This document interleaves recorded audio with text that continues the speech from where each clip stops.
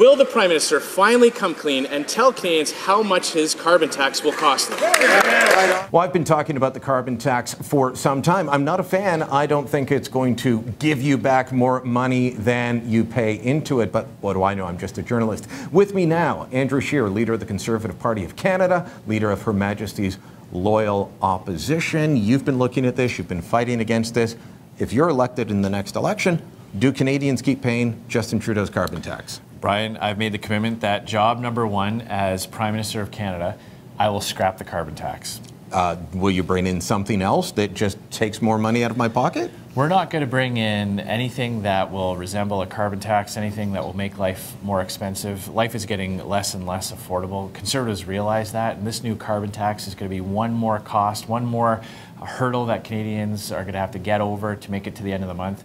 We don't believe in this as an effective way to reduce greenhouse gas emissions, and we certainly don't agree with adding a new cost to Canadians. All right, I want to ask you about the why, in my view, the math doesn't add up. Get your thoughts on that. But first, Liberals have their own math. They count one thing only, and that's not how the carbon tax will hurt the economy. They count the number of days since you promised a climate change plan.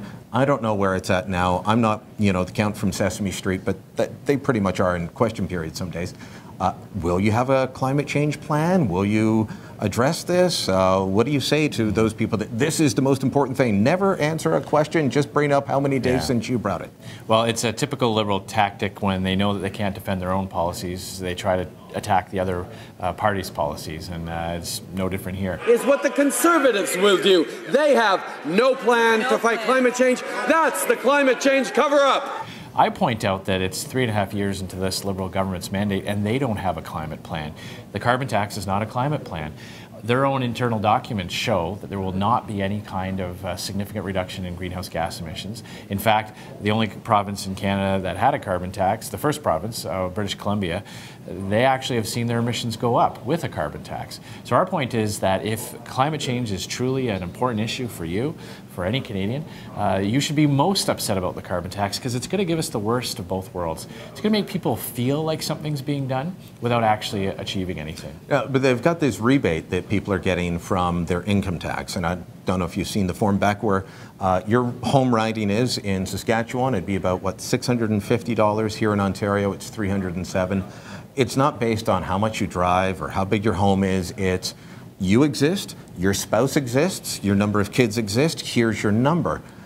But then they use these words. On average, 8 out of 10 get back more than you pay directly.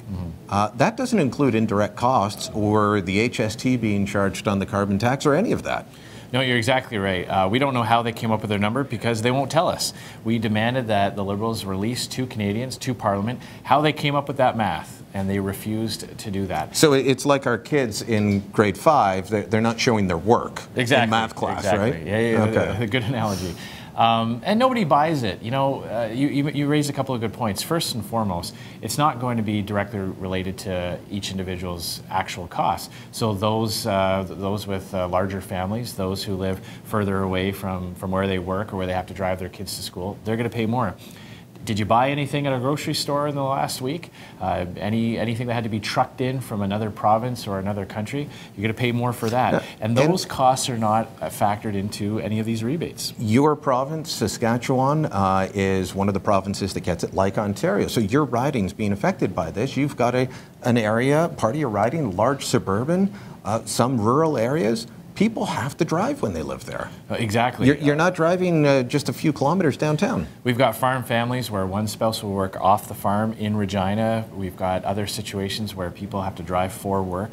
I did an announcement about repealing the carbon tax in a grocery store in Regina in January, and I made the point that all the fresh fruits and vegetables that were behind me were not grown around Regina in January. No, you don't get oranges in Regina. We don't have a thriving citrus industry in Saskatchewan, and all of that has to come in from somewhere else. All those extra costs will mean less money in the pockets of Canadians, more money going to pay for taxes. That's why we're so opposed to it. All right, Andrew Scheer, thank you very much for the time. Thank you very much. All right, let us know what you think of what you heard from the leader of the Conservative Party, leader of Her Majesty's Loyal Opposition. You can comment below. You can share this on Facebook, on Twitter.